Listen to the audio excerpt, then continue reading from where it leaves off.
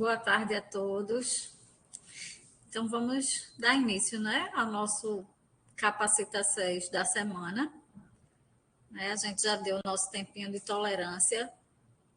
A gente tem formalmente, colocamos sempre de 13 horas o início, mas a gente sabe que é um horário difícil. O pessoal está terminando de almoçar, está se organizando. E aí a gente sempre dá esse tempinho de tolerância para iniciar até 13h30. A gente tem feito isso desde o ano passado e tem funcionado bem. O tempo que as pessoas vão entrando e vão terminando de almoçar. Então, vamos lá para a tarde de hoje. O Capacita 6 dessa semana com o tema de gestão de riscos. Ainda dentro do módulo de governança. Vamos hoje conversar um pouquinho sobre gestão de riscos. E foi um tema que foi demandado no levantamento de necessidade de treinamento que a gente fez quando finalizamos o módulo 1 do Capacita 6 do ano passado. Então, os próprios servidores que participaram desse levantamento de necessidade de treinamento foram 218 pessoas, colocaram esse como um dos temas relevantes para que a gente pudesse conversar aqui sobre isso. Então, eu vou trazer um pouco de alguns conceitos aí sobre o que é isso, Gestão de risco, o que é gestão de risco, como é que a gente faz isso numa organização e como é que a gente aplica, Então, para quem não me conhece, eu sou Juliana Caldurante. Eu sou atualmente diretora-geral de monitoramento e gestão estratégica aqui da Secretaria de Saúde. Atuo diretamente assessorando o secretário de saúde, ao gabinete, em tudo que for proposta de melhoria para a gestão. Então, a gente trabalha no sentido de aprimorar a governança da Secretaria de Saúde. É uma diretoria nova que foi criada em 2020. E a gente tem trabalhado em algumas frentes de trabalho. Então, no planejamento, no monitoramento de ações prioritárias, alguns painéis de monitoramento, no mapeamento de processos e fluxo de processos críticos do dia a dia da gestão, informativo institucional, para a gente poder divulgar de forma institucionalizada, integrada e unificada as informações daqui do que cada executiva executa, do ponto de vista institucional. A gente também desenvolve essas ações de capacitação, que o Capacita é uma delas. Então, essa ação de capacitação interna voltada para os servidores da Secretaria de Saúde e baseada no modelo de gestão por competências e gestão de talentos, porque a gente se utiliza dos nossos próprios servidores, que tem, na realidade, essa expertise de falar sobre o que faz no dia a dia da gestão. Então, a gente não convida ninguém de fora, a gente usa o nosso próprio corpo de trabalho. Então, ele também é um programa que trabalha a valorização do servidor nesse sentido. A gente também tem algumas outras frentes de trabalho aqui, o Programa de Desenvolvimento Sustentável, Ação Solidária, algumas outras ações. E ainda no campo da ação de capacitação, temos o Programa de Desenvolvimento Gerencial para os líderes, e a gente faz também, eventualmente, com alguns temas, uma ação online que a gente chama de 6 em Debate, que é um evento virtual com alguma temática de interesse da gestão, e a gente faz também como uma ação de multiplicação de conhecimento. A última que a gente conseguiu desenvolver foi sobre resíduos de saúde, tratamento de resíduos de saúde, que tem a ver também com esse nosso programa de gestão ambiental. Então, vamos lá. Sobre a minha formação, rapidamente, eu sou psicóloga clínica, sou formada pela Universidade Federal de Pernambuco. Faz tempo, faz quase 20 anos já, que eu sou psicóloga clínica, ainda atuo, e é minha paixão, a clínica. As pessoas perguntam, qual é a sua linha de atuação? Eu sou psicóloga clínica de linha psicanalítica, Então, a minha abordagem é a psicanálise, e aí o meu encontro com a gestão ele se deu quando eu passei a trabalhar com assessoria em gestão estratégica, né, em planejamento estratégico, lá em 2002, lá atrás, em parceria com uma consultoria daqui de Pernambuco, que é a TGI. Então, na época, eu era de uma instituição psicanalítica e a gente prestava consultoria em parceria junto com essa consultoria. E aí eu passei a ingressar não só na clínica, mas também no mundo da gestão estratégica, do planejamento estratégico, como consultora. E no serviço público, eu passei a ingressar no ano de 2011. Eu fiz um concurso para o Estado em 2009 e entrei na carreira de gestora governamental aqui no Estado de Pernambuco em 2011, em março. E aí eu sou gestora governamental da SAD, da Secretaria de Administração, e foi quando eu passei a atuar aqui diretamente na gestão no serviço público, né? E aí, nesse tempo, eu tive um percurso acadêmico também, né? Eu pude fazer mestrado e doutorado também pela Federal, na área de análise do discurso, né? E pude fazer uma articulação de algumas temáticas no mestrado com o que eu desenvolvia na época, que era a atuação com autistas, né, crianças com um quadro de transtorno de desenvolvimento grave, e a psicanálise e a análise do discurso. E no doutorado eu já me debrucei numa temática de gestão pública, não é, que foi sobre gestão da mudança, não é, como é que o setor público ele lidou com essa chegada de novos servidores, essa mudança de gestão, esse paradigma de mudança, e como é que isso tudo foi encarado quando o modelo integrado de gestão passou a ser aplicado aqui no governo do estado, lá com Eduardo Campos, em 2007. Então, meu doutorado a gente tratou um pouquinho sobre isso. E aí fez uma relação também da psicanálise com a análise do discurso e, não é, com a gestão pública nesse caso. Tenho especialização também na área de saúde pública pelo Einstein, não é, pelo COSEMES. Consegui terminar também uma especialização em gestão pública há alguns anos atrás. Então, é por aí o percurso. E estou aqui na Secretaria de Saúde desde 2019. Ingressei na Secretaria de Saúde como membro do Conselho Estratégico de Gestão, não é, que era criado por um conselho criado pelo governador, não é, para trabalhar a melhoria da gestão da secretaria, e formado por algumas pessoas das secretarias do núcleo de governo, SAD, CEPLAG, Controladoria, PGE e Cefaz, né? Então éramos 6. E aí, finalizado o trabalho do Conselho Estratégico, foi criada então essa diretoria e o doutor André me convidou para ficar de perto aí dele nessa assessoria da governança, né, da Secretaria de Saúde. E é um pouquinho isso, essa história.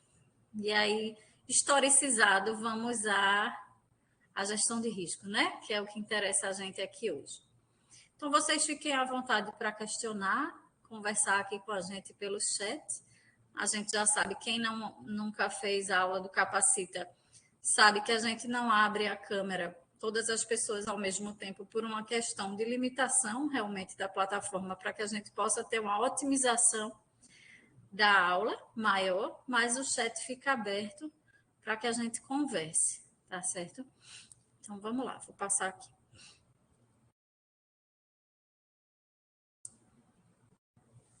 Estão enxergando direitinho, né?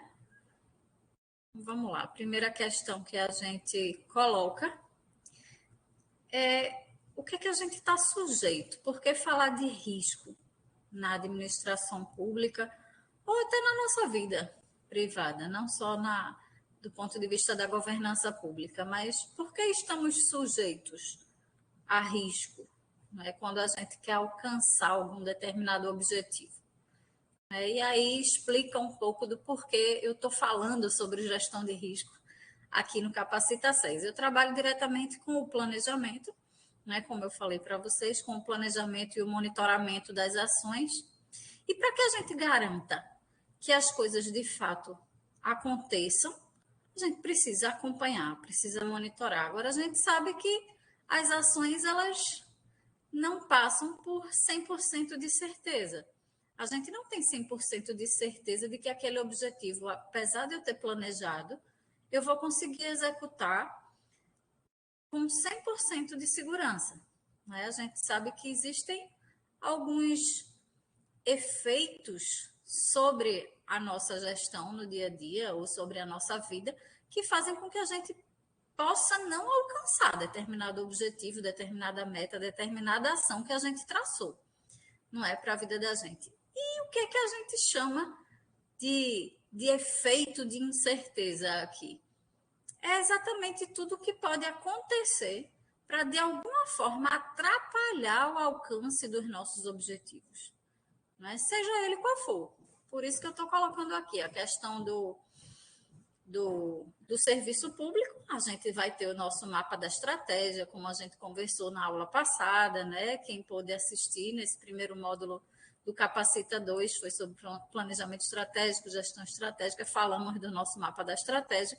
A gente tem lá uma série de ações prioritárias, né? Seja acompanhada pelo governador, seja acompanhada pelo secretário. E para que a gente garanta a execução delas, a gente faz um monitoramento, acompanhamos isso de perto junto com o secretário, mas estamos sujeitos no dia a dia da gestão a uma série de intempéries, né? A gente sabe, como gestor, que muitas questões se colocam e que não necessariamente a gente vai conseguir alcançar aquela meta e executar aquela ação que foi planejada. E são esses efeitos de incerteza que se colocam, né? Para que o objetivo se concretize ou não. Então, falar de gestão de risco é um tema exclusivo da área de controle interno? Não. Mas, pelo planejamento, ele tem sua característica, a fase de controle, a fase de monitoramento, a gente entende como fundamental falar de como é que a gente pode gerenciar esse tipo de risco. E aí, só a área de planejamento, então, que faz isso? Não, a gente precisa andar integrado. O planejamento precisa andar de forma integrada com a gestão de risco para que a gente tenha esse alinhamento e garanta que a gente possa acompanhar de algum jeito, tentando antecipar essas possibilidades de que esses efeitos de incerteza, de que esses riscos, eles se coloquem como impeditivos da realização do que a gente planejou. Agora eu vou mostrar para vocês um pouquinho mais adiante, não só planejamento e nem só controle, apesar de serem as áreas que, em geral, coordenam a ação de gestão de risco numa organização, não é?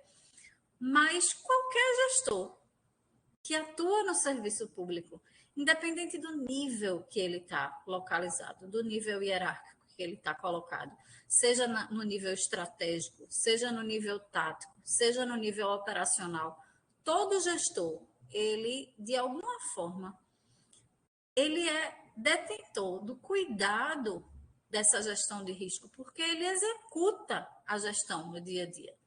Então, o próprio executor operacional, ele é um agente responsável pela gestão de risco. Então, acaba que gestão de risco pode ser aplicado a qualquer coisa que a gente faz, do ponto de vista da gestão, e por qualquer pessoa que operacionaliza, né, e que lida com gestão pública. Então, só dando essa introdução que eu acho importante para que a gente não, apesar de não ser um tema que ainda é muito divulgado e muito falado, e muito bem implementado, nem no serviço público, apesar da gente já ter algumas legislações que já fazem mais de 5 anos que estão vigentes sobre isso, sobre a exigência da implementação da gestão de risco na governança pública, a gente sabe que isso ainda é novo. A aplicação da gestão de risco na gestão pública ela ainda é algo novo, não é? Então, só esse preâmbulo para a gente entender um pouquinho a quem toca, né? A quem interessa o tema. Então, trabalha com gestão pública, participa de uma organização, você executa alguma tarefa, a gestão de risco cabe a você também. Então, vamos lá. E aí, algumas temáticas aqui que tocam especialmente a área de controle, não é? que é o accountability e o compliance, né? O compliance é a capacidade de cuidar da integridade das questões da organização. Eu não vou entrar nisso agora, porque o próximo módulo, semana que vem, é exatamente com o nosso diretor de controle interno, e ele vai falar sobre ética e compliance, então o nosso próximo capacete é só sobre isso, né? E o accountability possivelmente vai ser uma questão que ele vai tratar também, mas por que eu estou trazendo isso relacionado à gestão de risco? Porque do jeito que eu estava conversando agora com vocês, como todo gestor ele é responsável pelas suas ações, a gente precisa de alguma forma prestar conta do que a gente faz. A gente é responsável pelos nossos atos. O que a gente executa na gestão pública, a gente precisa se responsabilizar por cada ação que é executada. E eu me responsabilizo e eu preciso, de alguma forma, prestar conta disso. Seja formalmente, né, para uma unidade de controle interno, quando isso é instituído, seja quando acontecem auditorias internas, ou seja para os chefes da gente, para os nossos superiores hierárquicos. A gente está sendo sempre demandado a prestar conta do que a gente faz. Não é? Então, o accountability aqui é nesse sentido de prestar conta, né, do que a gente já executa, do que a gente já é responsável no dia a dia da gestão da gente. Então, é o grau de responsabilização que a gente tem sobre isso, né? E o compliance é a forma que eu faço isso. Se eu faço com ética, eu faço com integridade, é o nível de integridade que eu tenho com a ação que eu executo.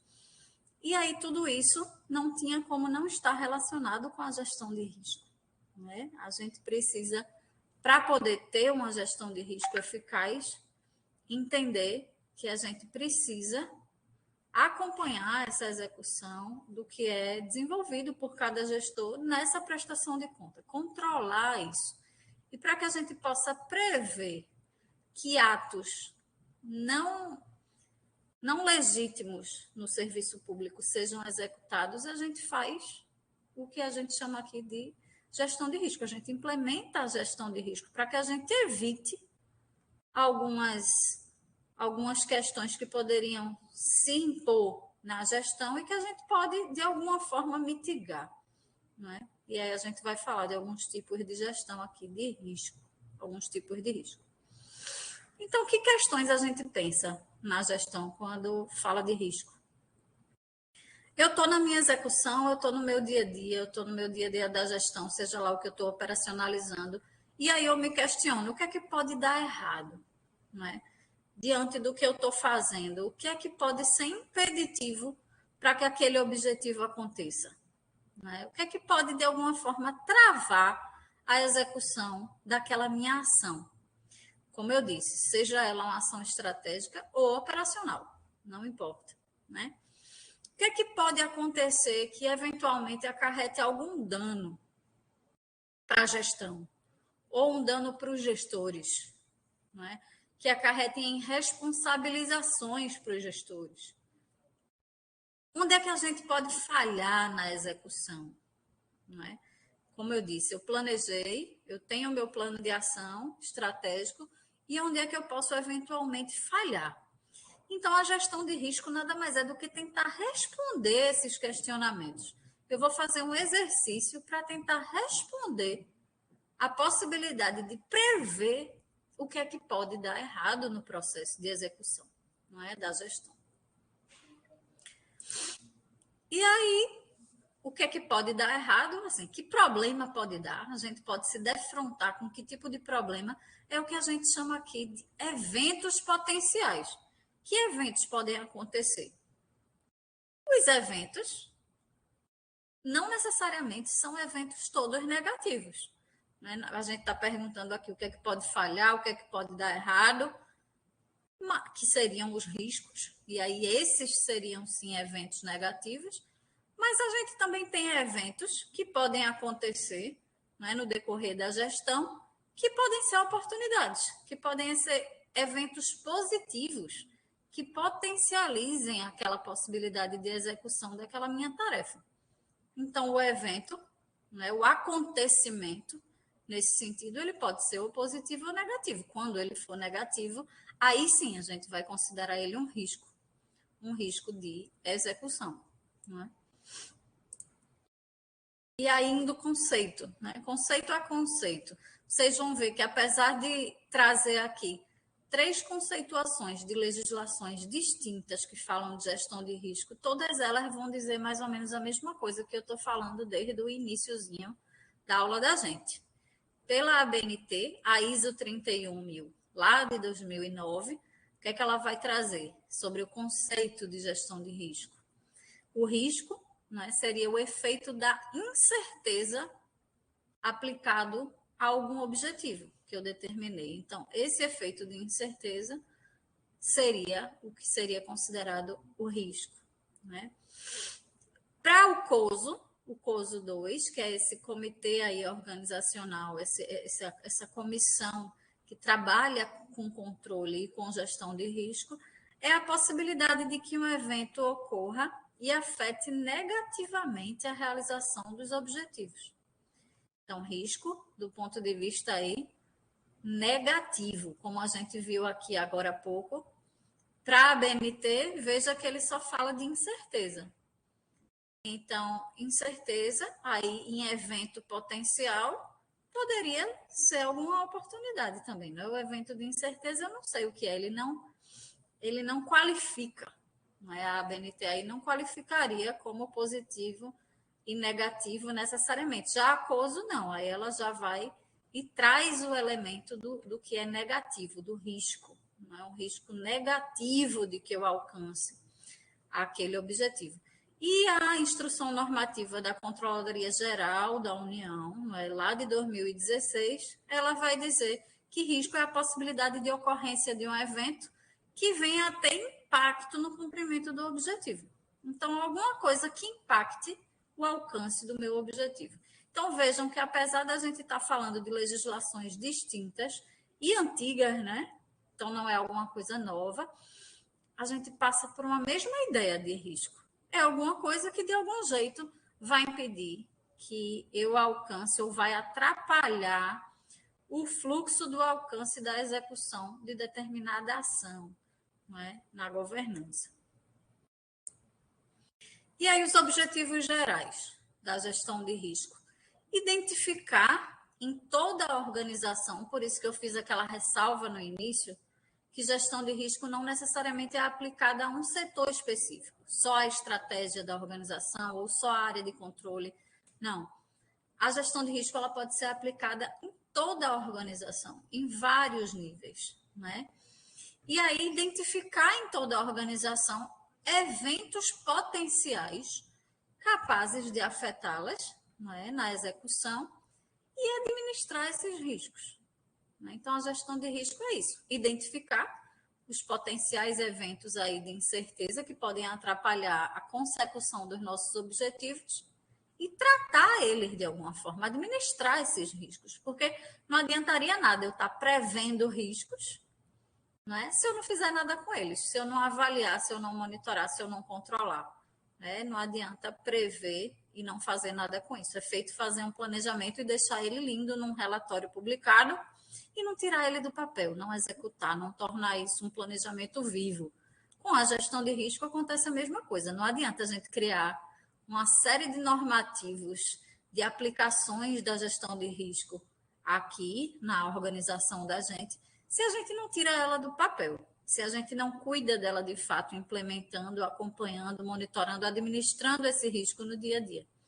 Não é? Não adianta ela virar um documento formal. Né? Então, outro objetivo aí é medir o apetite a risco da organização, o quanto a gente está disposto a lidar com aquele risco para alcançar aquele determinado objetivo, para que a gente garanta razoavelmente o alcance daquele objetivo, porque a gente sabe que a certeza, que é o 100% de segurança na execução, é praticamente impossível de alcançar. Somos humanos, né? E como humanos que fazemos parte de uma organização, somos falíveis, né? Estamos sujeitos à falibilidade. Então, isso está posto para a organização também.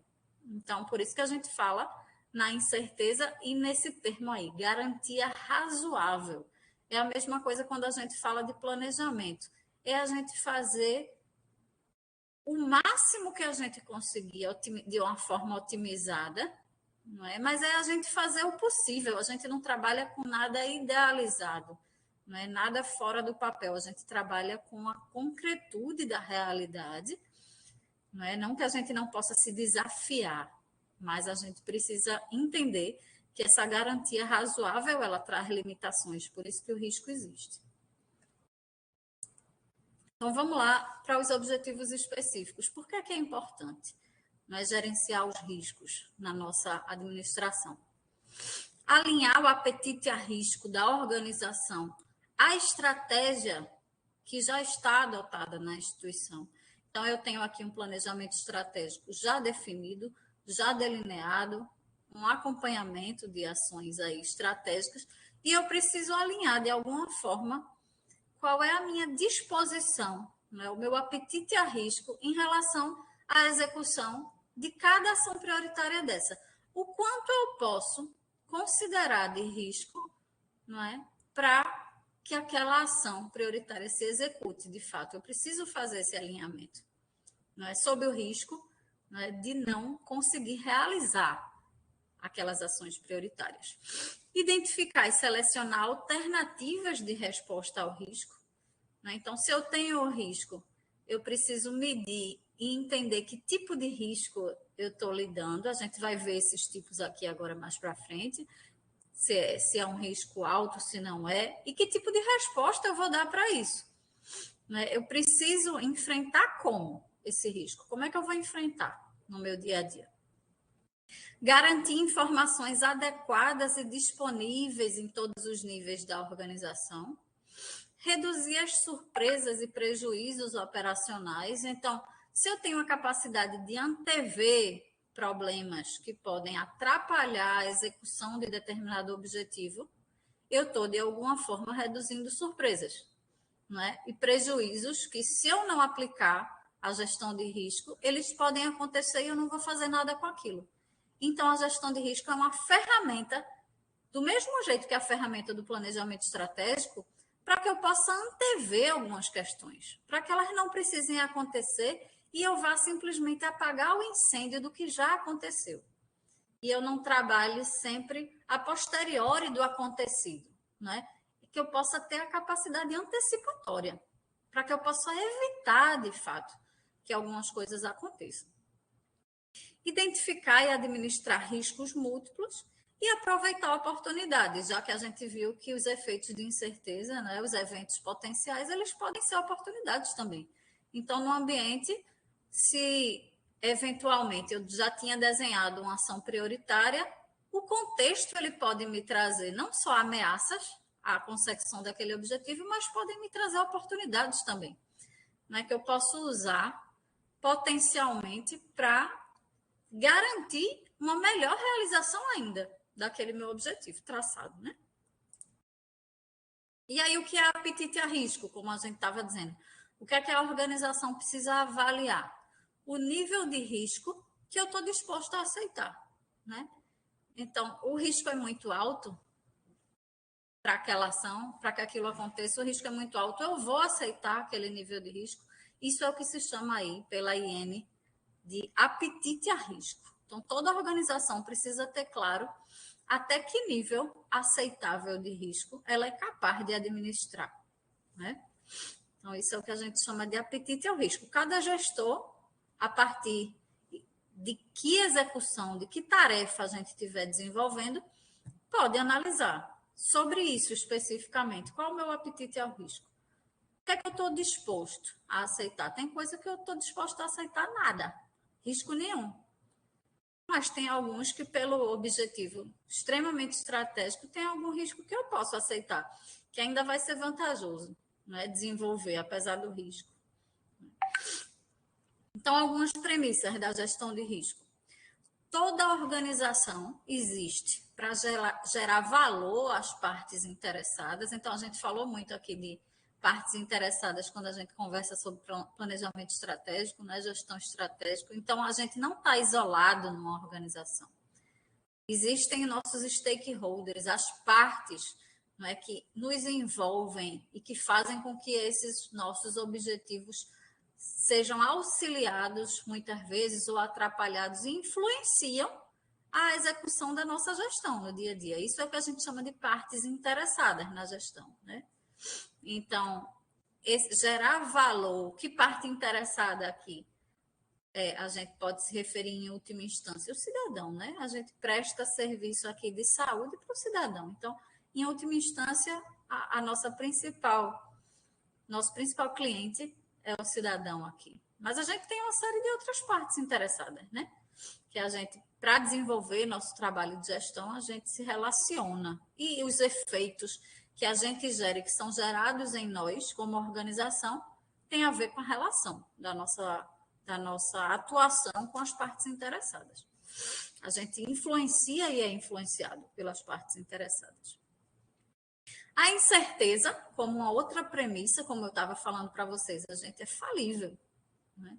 Somos seres humanos, né? Então, a incerteza como algo inerente à organização. Então, eu não trabalho com a premissa de que eu tenho garantia 100% de tudo.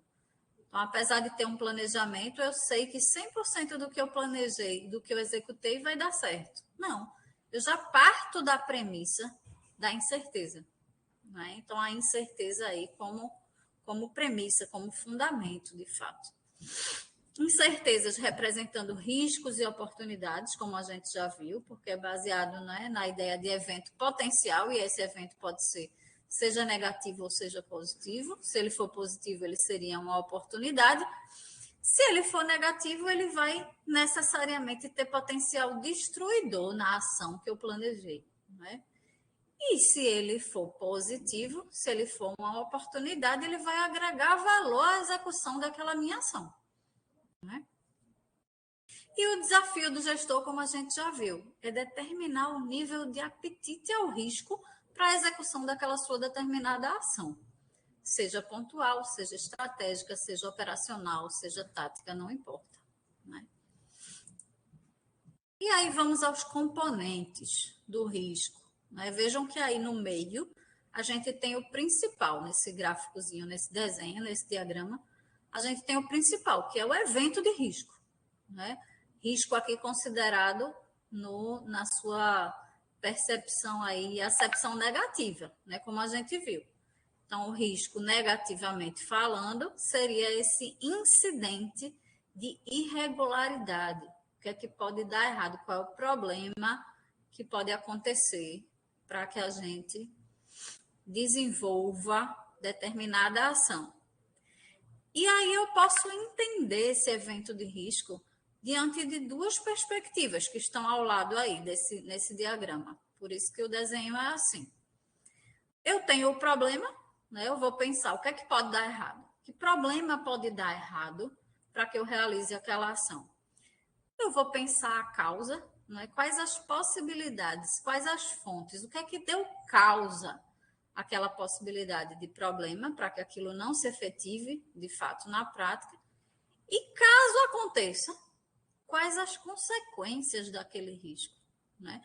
Se ele se efetivar, de fato, se aquele problema realmente acontecer, qual a consequência? Qual é o impacto disso no objetivo que eu já tinha traçado, né? Então, é isso que esse diagrama está mostrando, é o componente desse evento de risco. Eu tenho o risco manifesto, né, que é o problema, eu vou conseguir delimitar a causa e vou conseguir delimitar o efeito, caso ele aconteça. Então, ele é baseado nessa ideia da matriz de causa e efeito, né, para quem conhece.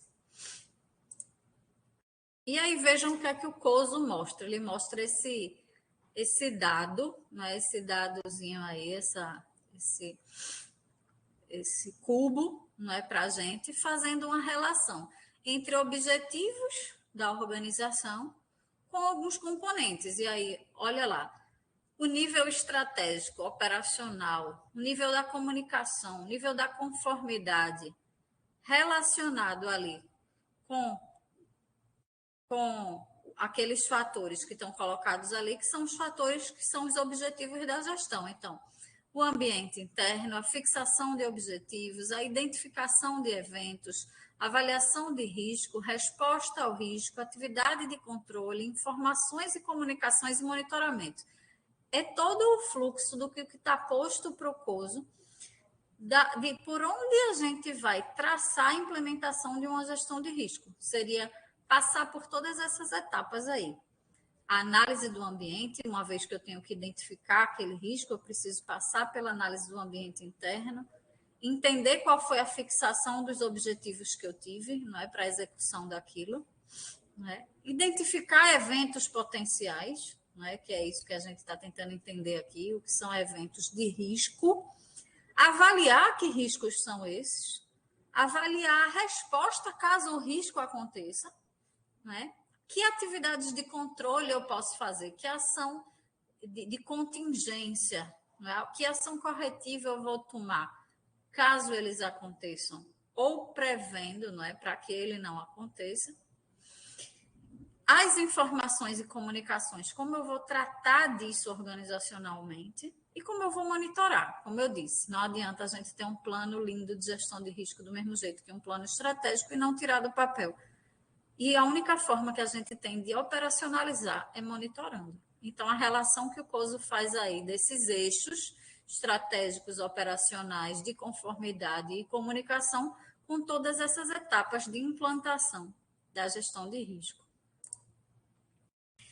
E aí, vamos ver se a gente consegue entender e responder com base no que a gente conversou, se a gente pode tratar, de fato, todo tipo de risco. Mas se a gente tem como premissa de que a incerteza ela já faz parte, não é? Já é um princípio da gestão, tanto inerente ao ser humano e aí, nesse caso, também à organização, está posto para a organização, a gente vai entender que a gente precisa buscar o que é razoável, a garantia e a segurança razoável. E o que é que e o porquê a gente só consegue buscar essa garantia razoável? Pela falibilidade, como eu já disse para vocês, né? Lembrar que somos humanos, somos operadores e gestores humanos, e a gente é falível, né? A previsibilidade, há riscos que fogem à previsibilidade e ao controle, nem tudo a gente consegue prever.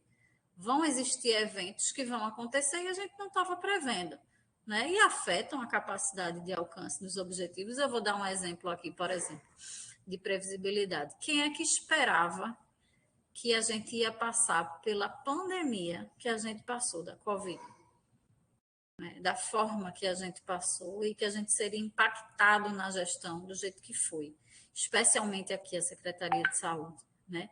Então, a gente tinha uma série de ações prioritárias já mapeadas, e aí que foram extremamente impactadas a sua execução, porque a gente passou a ter que fazer um outro plano de enfrentamento e de monitoramento, né, para a pandemia.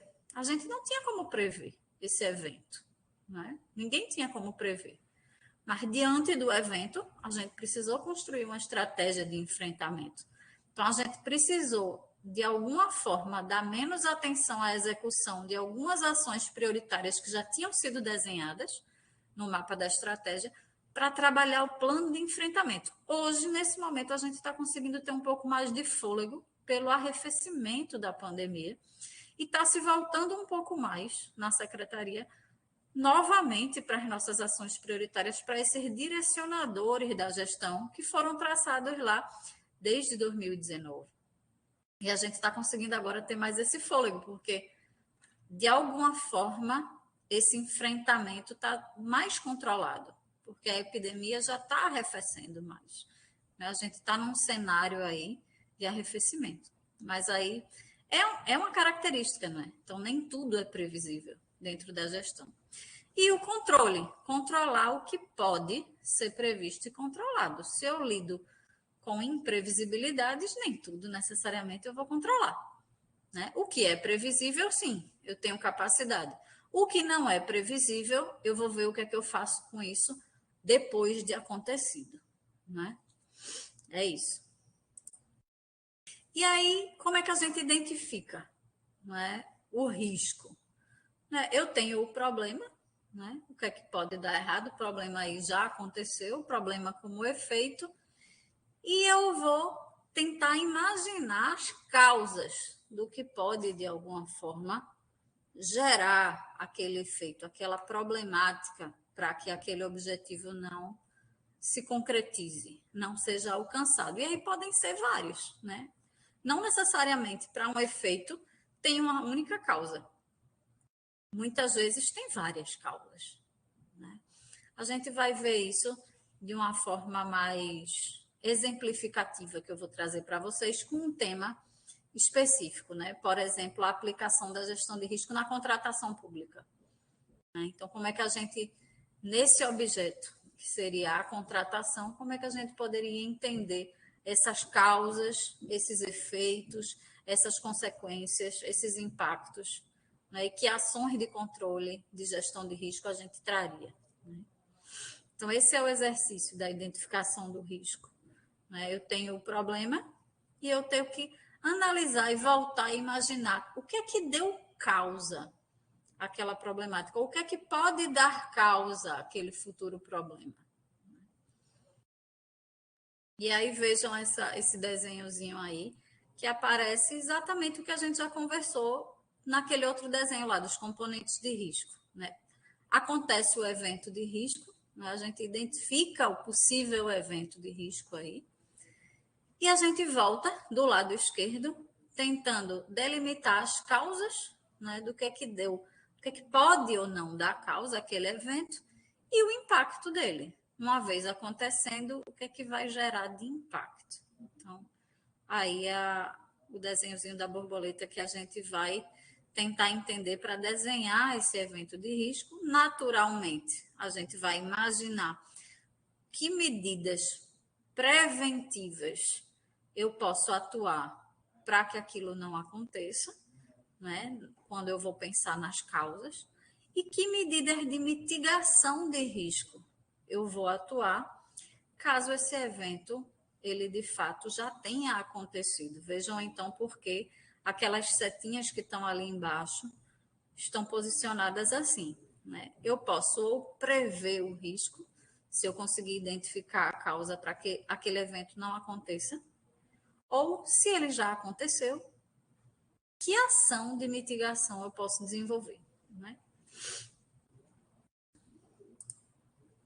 Então, como é que eu vou mensurar o risco? Como é que eu vou medir o risco na organização? Por exemplo, esse exemplo que eu dei para vocês aí das aquisições, né, das contratações públicas, né? Qual o percentual de ocorrência numa licitação, por exemplo, de processo que não deu certo? Então, qual é o meu grande objetivo numa área de contratação, numa área de licitação? É que a contratação aconteça, né? É que eu tenha êxito na contratação, é que eu homologue o processo. Então, eu contratei um serviço, né? O meu objetivo é que aquele serviço seja prestado. É o meu principal objetivo.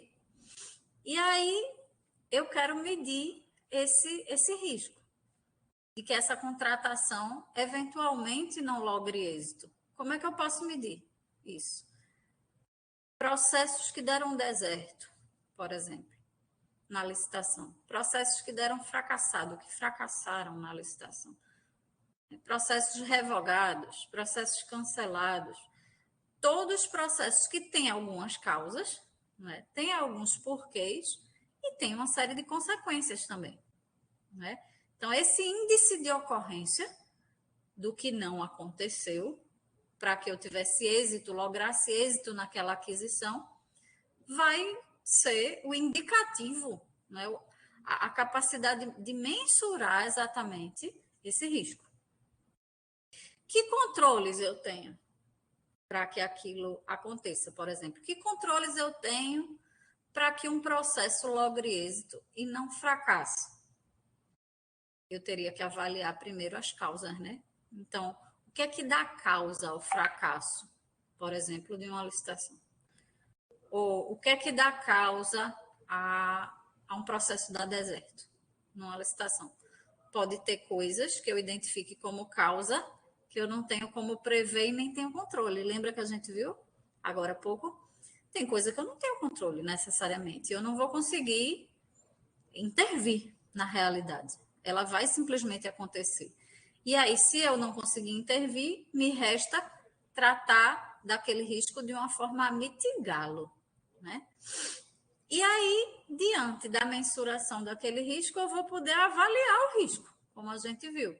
Eu vou avaliar a probabilidade dele aparecer, não é? Se eu tenho as causas, eu vou avaliar a probabilidade dele aparecer e vou avaliar o impacto, já que eu tenho as consequências daquele risco, né? Para cada risco, para cada evento de risco, a gente não tem a causa e a consequência. Então, eu posso avaliar também o impacto. Vai ser essa avaliação, essa relação entre impacto e probabilidade de aparecimento do risco que eu vou ter que tratar quando eu estiver avaliando o meu risco, a implantação. E aí, tipos de risco.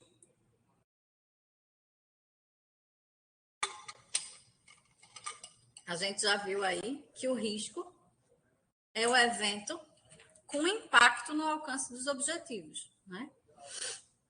Medido exatamente nessa relação entre o impacto e a probabilidade. Isso é o que vai me dar o que a gente chama de matriz de risco, a relação entre o impacto e a probabilidade daquele evento aparecer. O risco, ele pode ser inerente, quando ele é um risco originário, não é o risco que qualquer organização, sem considerar qualquer tipo de ação, eu não fiz nada e aquele risco aparece, né? Então, eu não tomei nenhuma medida ainda e eu já estou de frente daquele risco. Então, esse é um risco inerente, né? Esse já é um risco inerente. Agora, por exemplo, eu já antecipei a possibilidade de aparecimento daquele evento de risco, já mapeei e já instaurei algum controle, alguma ação de controle para que aquele risco não acontecesse. Então, por exemplo, o que eu falei aqui de um processo fracassar, um processo licitatório, fracassar. Então, eu já identifiquei a causa do porquê pode fracassar e eu já instaurei alguma medida para que ele fracasse menos. Por exemplo, digamos que uma das razões de fracasso de um processo licitatório fosse o processo vir mal instruído. Então, ele não vir com algumas questões ali de instrução processual que deveriam, e aí eu não consegui lograr êxito sequer no processo. O processo não ir para frente, porque faltou informação, estava mal instruído. Eu poderia criar alguma forma de controle que evitasse essa má instrução processual. Agora, digamos, eu já criei, eu já estabeleci uma instrução normativa que diga como é que aquele processo pode ser bem instruído. Mas, mesmo assim, ainda acontece de fracassar. Aquele evento de risco, ele ainda permanece, apesar de eu ter implantado já algumas ações de controle, né, para enfrentar aquele risco. Aí é o que a gente vai chamar desse outro tipo de risco, que é o risco residual, né? É o risco que a organização tem após ter implantado alguma ação gerencial para o tratamento do risco. Então, vejam que eu tenho um risco inerente, antes de ter tomado nenhuma medida, e eu tenho um risco residual, que eu já tomei uma série de medidas. Mesmo assim, eu ainda tenho alguns riscos que afetam a execução daquele objetivo. Então, o risco, ele é setorial e ele não pode ser generalizável, né? A gente tem que ter isso em mente. E aí, vamos para as atribuições, né? Quem faz o quê? Lembra que logo no iníciozinho eu falei sobre quem é que implanta, né? É de responsabilidade de quem essa história de fazer gestão de risco na organização. E aí vejam que a gente tem aqui algumas atribuições, a depender de onde a gente está localizado na estrutura da organização. Então, o dirigente máximo, pela instrução normativa de 2016, ele vai ser quem define a estratégia, né? Ele é o detentor da estratégia da organização. Então, o secretário de saúde, ele é o responsável pela estratégia da Secretaria de Saúde. Então, também a ele cabe a estrutura do gerenciamento de riscos. A gente não viu que isso tinha que andar alinhado, a estratégia com o gerenciamento de risco e a implantação do risco. Então, as diretrizes para a implantação daquela gestão de risco na organização, ela é de responsabilidade do dirigente máximo daquele órgão, né? Cada risco mapeado e avaliado deve estar associado a um agente responsável formalmente identificado. Então, assim, você é responsável por alguma atribuição na sua gestão. Por exemplo, você é da área financeira e você responde pela prestação de contas. Você é o agente responsável para a execução daquela ação. Então, vai ser você o agente responsável pelo gerenciamento dos riscos futuros na execução daquela prestação de conta, por exemplo. Então, a gente precisa formalmente identificar essa pessoa, esse agente responsável. E o agente responsável pelo gerenciamento de determinado risco deve ser, então, esse gestor com alçada suficiente para orientar e acompanhar ações de mapeamento, identificação do risco, avaliação desse risco e mitigação do risco. Então, precisa ser um gestor que tenha a capacidade de acompanhar essa implementação, desde a identificação do risco até o tratamento desse risco. Como é que a gente vai tratar esse risco? E aí, algumas responsabilidades do agente, do gestor de risco. Assegurar que o risco seja gerenciado de acordo com a política de gestão de risco da organização. Monitorar o risco ao longo do tempo, de modo a garantir que as respostas adotadas resultem na manutenção do risco em níveis adequados, que não saia do controle, que não fuja do controle, de algum jeito, e garantir que as informações adequadas sobre o risco estejam disponíveis em todos os níveis da organização. E aí, por isso, a principal função da comunicação e da informação também na implantação da gestão de risco. A gente precisa ter difundido essa lógica da gestão de risco na organização. A gente precisa que os níveis organizacionais tenham conhecimento, não é? E as limitações da implantação de uma gestão de risco? A gente já antecipou algumas, né? O julgamento humano pode ser falho, né? Falho e subjetivo, na realidade, né? Somos seres subjetivos, individuais, únicos, não é? E as nossas interpretações, a forma que a gente encara os problemas, a forma que a gente encara a gestão e a execução dela, também é individual, né? Também é única e também é subjetiva. E aí o nosso julgamento passa necessariamente pelo que a gente executa e pela forma que a gente vai identificar aquele risco. Então, o julgamento humano, ele é alguma coisa que pode ser falha, né? A gente não trabalha com 100% de certeza quando a gente fala em julgamento, né? Eu vou julgar de um jeito e você vai julgar de outro. Você vai analisar de um jeito a identificação daquele risco, eu vou analisar de outro. Talvez para um mesmo processo. Talvez para uma mesma operação. Mas a gente vai julgar diferente. E a gente também pode errar. Pode julgar de um jeito falho. A ocorrência de falhas causadas por erro ou engano humano, né? Como a gente já viu, somos falhos. Os controles anulados por conluio. E aí, quando a gente, por exemplo, trabalha com mudança, né? Instituição de uma mudança numa organização, a gente sabe que a gente passa por uma série de processos de resistência, porque também é inerente ao ser humano resistir a um processo de mudança, né? E aí, como forma de boicote, muitas vezes, para que aquela mudança e aquela implementação aconteça, a gente pode ter conluio, né? A gente pode ter uma série de ações aí que evitem que aquilo prospere, que aquilo vá para frente e que aquele controle que a gente está colocando como forma de mitigar aquele risco, ele não aconteça, né? Porque ele vai sofrer aí, ele pode sofrer aí boicotes, né?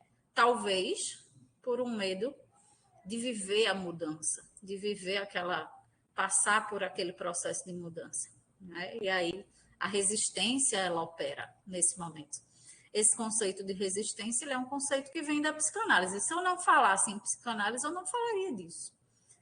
Porque eu não ia trabalhar com a dimensão inconsciente que opera nas minhas ações, de uma capacidade destrutiva que eu posso ter, para que alguma coisa não aconteça, mesmo que não necessariamente eu tenha consciência disso. Na organização isso acontece também.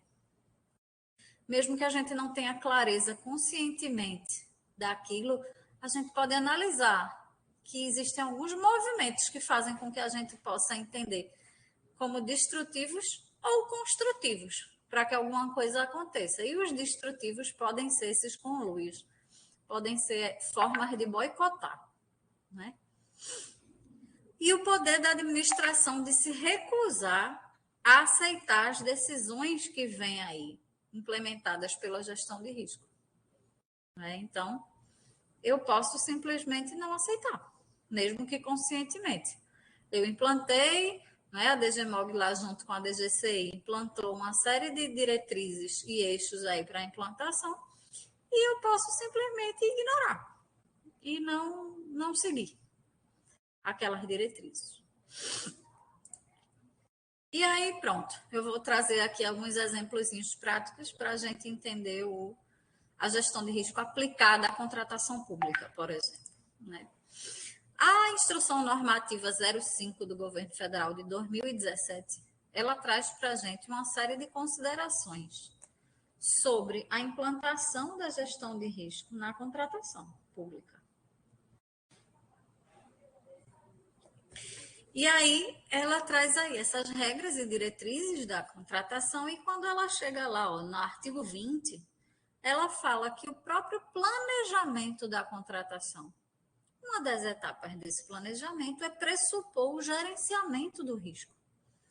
Então, vejam a relação, como é direta, a relação da ideia desse momento preliminar, que é o planejamento, com a ideia de gerenciar o risco. Já que quando eu falo em planejamento, eu estou antecipando a execução de alguma ação. Então, necessariamente é nesse momento que eu vou precisar gerenciar o risco também.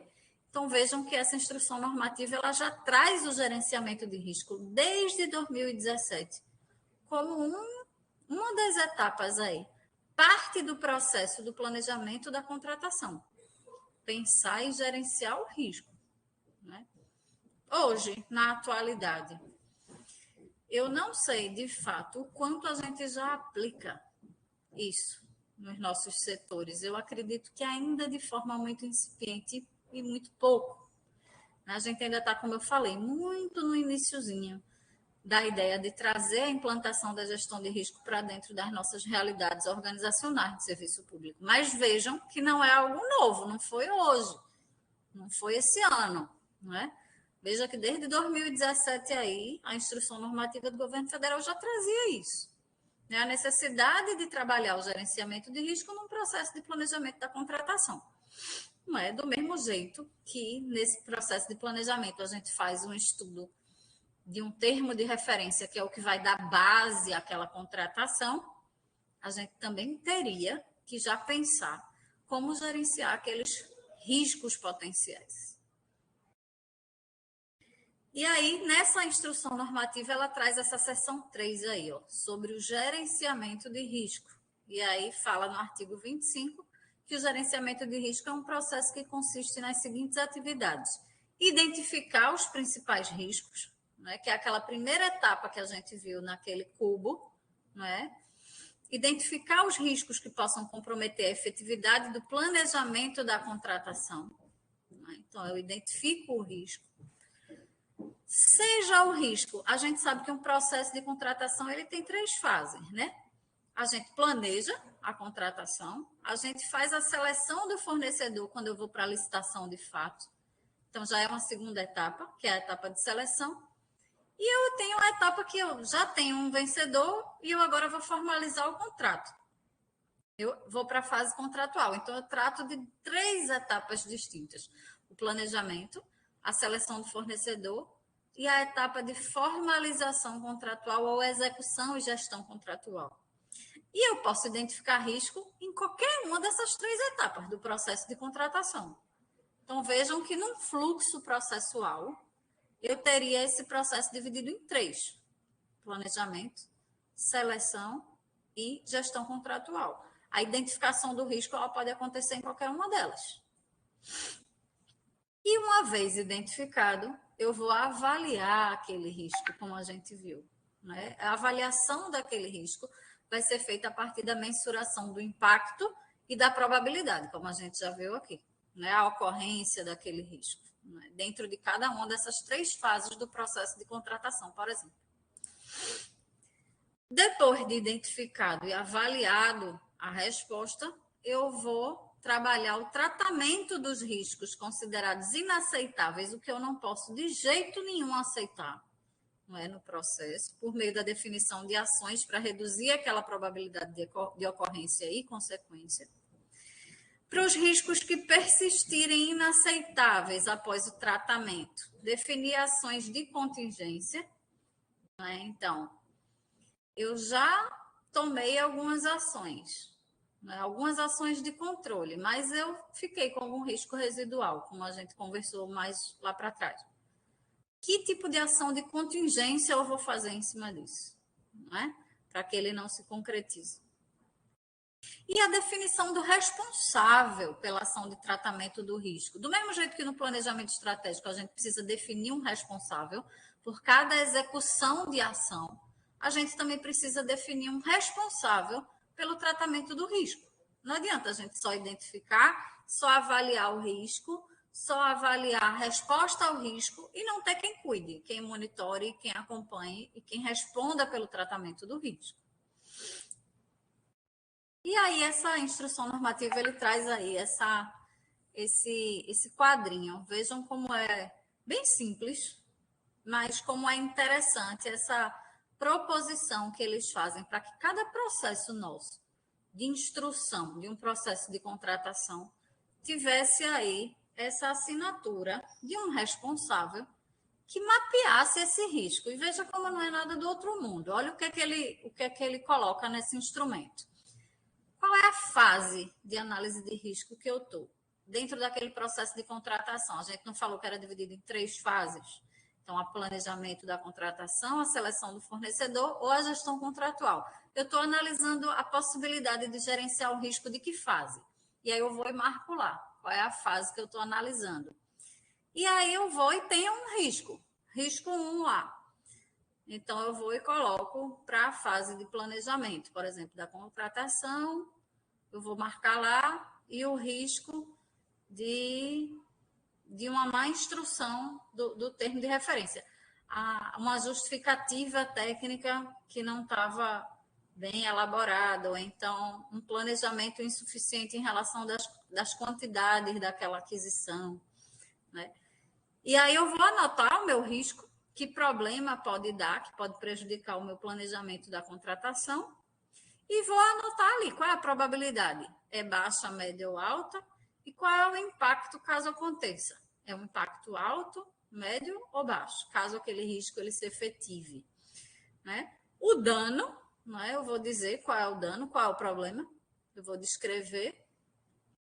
Eu vou listar uma ação preventiva para que ele não aconteça, né? E vou botar o responsável, que vai acompanhar aquilo.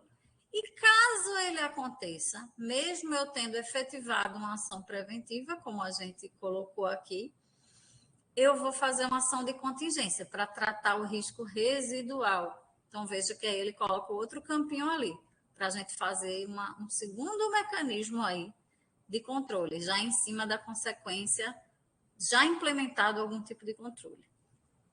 E ali, um risco 2 é simplesmente, poderia ter vários, poderia ter risco 1, risco 2, risco 3, risco 4, um montão.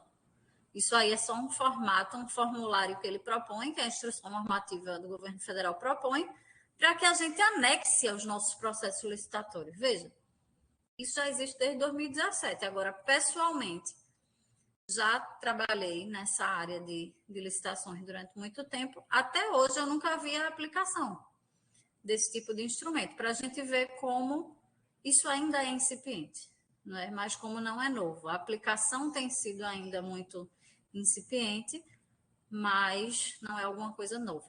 E aí o responsável lá embaixo. Vejam como é importante, né, que isso seja assinado por um gestor que acompanhe, que consiga identificar o risco, tratar o risco, avaliar o risco e se responsabilizar por ele. Se responsabilizar pelo tratamento daquele risco. Então, como a gente disse, no processo de accountability, tudo que a gente faz como gestor, a gente se responsabiliza pelos nossos atos. A gente precisa prestar conta do que a gente está fazendo. Então, eu garantir que eu estou com consciência dentro de um processo para que ele aconteça. Eu sou um gestor atento o suficiente, eu vou dizer que eu tenho um processo implantado de gestão de risco. Eu levo em consideração as possibilidades de dar errado e eu estou me responsabilizando por aquilo, eu estou cuidando daquilo. Então, vejam como o grau de responsabilização ele é grande, não é, para um gestor. E a gente tem aqui essa matriz de risco, né, da gestão de integridade, risco e controle interno do Ministério de Planejamento, Desenvolvimento e Gestão também, como exemplo aí, que é aquilo que eu falei para vocês, a relação numa matriz entre a probabilidade de aquele risco acontecer e o impacto caso ele aconteça. Veja como aparece aí na matriz. Então, eu tenho um risco de probabilidade numa escala de 1 a 5, entre 1 sendo muito baixa e 5 sendo muito alta. Então, a probabilidade de que aquele risco apareça dentro daquele meu determinado processo. E a consequência do risco, caso ele aconteça, entre insignificante, mesmo que aquele risco venha a acontecer, ele é insignificante no meu processo, e aí é o 1, ou ele é 5, catastrófico. Vejam a escala que é colocada. E eu vou fazer a interrelação aí na matriz entre a minha probabilidade com o meu impacto. Então, se eu tenho nível 5 de impacto e eu tenho nível 5 de probabilidade de aparecimento do risco, ele é um risco extremamente crítico. Veja onde ele fica na matriz. Agora, se eu tenho nível 1 de probabilidade e nível 1 de impacto, vejam que ele é um risco bem pequeno. Então, a gente consegue medir a partir do nível de mensuração e avaliação daquele risco. E essa é que é a matriz de risco. Né?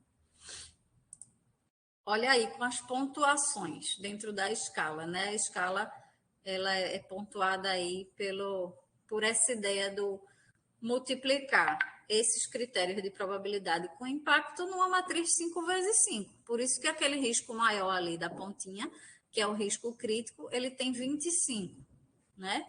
Então vejam que ele está todo aqui com esses numerozinhos mais escuros, porque ele está já calculado dentro da matriz. E aí as escalas, ó, dos níveis de risco. Desde o risco pequeno, se ele ficou numa pontuação ali entre 1 e 3, para um risco moderado, para um risco alto e para um risco crítico, né? Que é o que a gente precisa mais estar atento, obviamente, né? E as respostas ao risco? Vamos ver que tipo de resposta a gente vai dar, uma vez que a gente já identificou. Eu já fiz minha matriz, já identifiquei as causas, já identifiquei as consequências e mensurei. Caso aconteça isso, dentro da matriz de relação entre probabilidade e impacto, o meu risco, o meu nível de risco é tal. Se o meu nível de risco for crítico, o tipo de resposta que eu vou dar ao meu nível de risco, não é de evitar aquele risco. Se eu tiver um risco alto, um tipo de resposta que eu vou dar é a redução daquele risco, né? Tentar a redução do risco. Se eu tenho um risco de nível moderado, eu posso transferir aquele risco, compartilhar, não é? Eu posso não ser a única responsável pelo tratamento daquele risco. E se eu tiver um risco pequeno, eu posso, inclusive, aceitar o risco. Né? É uma possibilidade, aceitar o risco, aceitar que ele exista, porque ele pode causar pouco impacto. E aí vamos um por um, essas respostas ao risco. Vamos lá, aceitar o risco, como é isso? Aceitar que ele poderá ocorrer e decidir como lidar com ele caso ocorra. Ele é indicado nas situações em que a criticidade ao risco é moderada ou insignificante. Lida com o gestor de uma perspectiva passiva, não é? Já que eu estou só aceitando, eu não tenho nenhuma proposta ativa de postura minha, não é? Não fazer nada e torcer para que o risco não aconteça. Não é? Então, eu estou numa postura passiva quando eu aceito o risco, ou ativamente, desenvolvendo planos alternativos de contingência, caso o risco venha a acontecer. Então, eu posso tanto deixar que aconteça e lidar com a consequência, ou desenvolver algumas ações de contingência. Caso ele aconteça, eu vou fazer o que com aquilo? Né? Então, aí eu penso alguma estratégia, apesar de estar aceitando que aquele evento inerente vá acontecer. Eu trataria só ativamente do risco residual, como a gente conversou. E evitar o risco, em que situações a gente vai evitar o risco? Evitar o risco para modificar completamente as ações planejadas, não é? Então, essa evitação, ela pode modificar essas ações planejadas. É uma boa estratégia nos casos em que o risco é potencialmente de grande impacto. Então, eu tenho uma consequência muito grande, caso o risco aconteça. Então, é uma boa estratégia evitar aquele risco. E para evitar o risco, se eu já tinha planejado alguma coisa traçada, pode ser que eu tenha que rever o meu planejamento, né? Pode ser que eu tenha que mudar o curso de ação, mudar a rota para evitar aquele risco, né? Então, é uma possibilidade. Então, a gente se remete também àquela ideia de que planejamento não pode ser engessado, né? Imagine que eu trabalho com planejamento estratégico e eu sou extremamente engessada e eu digo, não, meu planejamento já está pronto, está no mapa, eu não posso alterar nada. Mas na época eu não tinha feito um plano de gerenciamento de risco. Como é que eu vou lidar com isso? Se eu trabalho com planejamento engessado. Eu preciso que o planejamento seja flexível para permitir que eu trate esse risco, porque eu gerencie esse risco e eu evite. Para isso, eu teria que alterar a minha ação. Né? Quando o risco é elevado em impacto e probabilidade e não pode ser aceito, então aí eu vou ter a tendência de responder ao risco evitando. Deve-se planejar uma forma de eliminá-lo completamente. Né? Exemplo, mudar o plano do projeto, não iniciar, descontinuar a atividade, todas as formas de evitar aquele risco. E adotar uma abordagem tradicional em vez de abordagens inovadoras, excluir do escopo a área sujeita a risco. Então, pode ser que aquele risco impacte uma área em específico, mas se eu aplicar em outras, não. Eu posso excluir a atuação daquele projeto numa determinada área, porque se impactar, vai impactar muito, por exemplo. Transferir o risco, uma outra forma de lidar com o risco. Quando o risco é inaceitável, mas não pode se alterar o planejamento do projeto, então o projeto já foi, por exemplo, um projeto que, digamos que é um projeto que eu precisasse de um recurso público externo para financiar a execução daquele projeto. E eu já tivesse enviado o projeto, ele já está aceito, formatado, e ele não me dá chance de alteração. Eu não tenho jeito de mudar mais aquilo. Eu não posso mudar a proposta do objeto daquele projeto. Eu não posso mais fazer alteração. Eu faço como? E aí, esse é quando o risco é inaceitável, eu não posso alterar. Eu posso transferir o impacto negativo e a responsabilidade da resposta, terceirizando as etapas do trabalho afetadas pelo risco aos bem mais preparados. Então, seja pagando, né? A gente pode fazer contratações aí de consultorias para ajudar a gente a lidar e terceirizar essa responsabilidade, ou dividindo entre outras áreas, né? A gente pode considerar que tem outras áreas que podem lidar com aquilo de uma forma mais bem preparada do que o meu setor especificamente. Normalmente formalizadas em contratos de projetos, exemplo de seguro. Um contrato de seguro é um projeto que abarca o transporte de equipamento e aí o seguro se responsabiliza por qualquer dano eventual. Veja que eu contratei um terceiro, né, para garantir que aquilo flua bem. Não vai ser eu necessariamente que vou atuar, né? Mas eu estou compartilhando a responsabilidade. Então, eu estou botando uma seguradora no contrato para garantir que o meu equipamento chegue em segurança. Então, vejam que eu estou terceirizando, eu estou transferindo de algum jeito isso. Então, eu estou transferindo o risco. E eu pago por aquilo, né? Depois, se acontecer qualquer coisa, eu vou cobrar da seguradora, né? Tá no meu contrato. E reduzir o risco. Uma técnica de gerenciamento mais utilizada por ser de fácil compreensão e implementação. Ela tem o objetivo aí de limitar o impacto de um risco, de modo que, ainda que ele ocorra, o problema gerado seja menor e mais fácil de corrigir, né? Atenua o impacto, atenua a consequência, né? Se eu trabalhar com essa resposta ao risco de redução, e atenua a probabilidade do risco acontecer. Então, eu vou trabalhar com a resposta de redução do risco. E aí, o Tribunal de Contas da União, ele também tem um instrumento que fala dos riscos e controles também no processo de aquisição, do mesmo jeito que a IN lá do governo federal tem essas questões já postas, essas diretrizes postas para o processo. O TCU também, né? E não é de hoje. E aí eu trouxe aqui alguns exemplos bem práticos para cada fase daquele processo de contratação, como é que a gente pode identificar o risco, a causa, a consequência e que ação de controle eu posso atuar caso aconteça. Aí vejam aqui. Vejam aí o processo que eu falei para vocês, um desenhozinho de um fluxo de um processo. Eu estou trazendo o processo de contratação, mas poderia ser qualquer outro processo. Então, digamos que é um processo de prestação de contas. Digamos que é um processo de pagamento. Digamos que é um processo de execução de emenda parlamentar.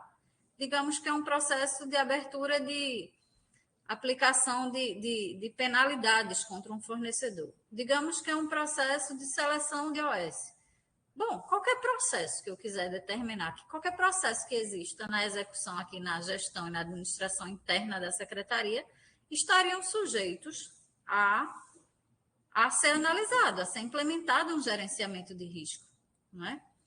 Inclusive, a gente está fazendo, né, tivemos uma reunião, inclusive ontem, com alguns gestores aqui da secretaria, e a gente está começando a implantar a matriz de risco em 10 processos críticos da Secretaria de Saúde, que a gente já tem fluxos de processos mapeados, né? Então, a gente vai passar a implementar essa matriz de risco, né, em 10 dos nossos processos críticos, para que a gente responda a um programa do governo federal, que é o modelo de excelência em gestão e governança pública, que a gente faz parte da Secretaria de Saúde. E aí, para que a gente aprimore esse modelo de excelência, a gente vai começar a aplicar essa matriz de risco em 10 dos nossos processos críticos. E vejam que podem ser qualquer um. Eu trouxe aqui esse como exemplo. Eu estou vendo aqui que tem 3 pessoas que falaram. Ah, não. André informa que Irani está assistindo a aula com o mesmo, por motivo da CPU não funcionar o áudio. Certo, não, acho que ela tá aí, deve estar ouvindo direitinho. Faz tempo que botaram isso, eu nem vi. E Emerson falou que para a gente não esquecer de fazer a avaliação e tirar o certificado no final. Para quem nunca assistiu às aulas, essas nossas aulas elas ficam gravadas, elas ficam disponíveis na plataforma da Telesaúde e também no site da DGMOG. Denis vai colocar aí para vocês. E aí a aula fica gravada lá com os slides também. E aí vocês podem fazer essa avaliação e tirar um certificado de participação. Então, são aulas que servem para a qualificação de vocês também. Foi ótimo, viu, Emerson? Você lembrar isso aí. E Denis colocou já o site. Vocês, quando clicam, vão lá em serviços e depois procuram por Capacita 6. E aí vão procurar qual é a aula. Teve o Capacita 1, que foi no ano passado até o começo desse ano, e esse que a gente está agora é o Capacita 2. E aí vocês podem ir lá assistir. Ou então, tem um colega que ficou interessado, mas não pode estar aqui hoje, eventualmente. Pode assistir lá. Importante divulgar essas informações. Então, bom, voltando aqui, vejam que aí tem um fluxo de processo desenhado. Bem resumidamente, e aí de forma macro, processo macro, que é o processo de contratação, dividido em 3 grandes etapas, né? Que é o processo de planejamento da contratação, a seleção e a gestão do contrato. Vejam que tem um maisinho ali, que é quando a gente expande o fluxo do processo, porque tem muitas outras etapas dentro desses quadradinhos, né? Não é só isso.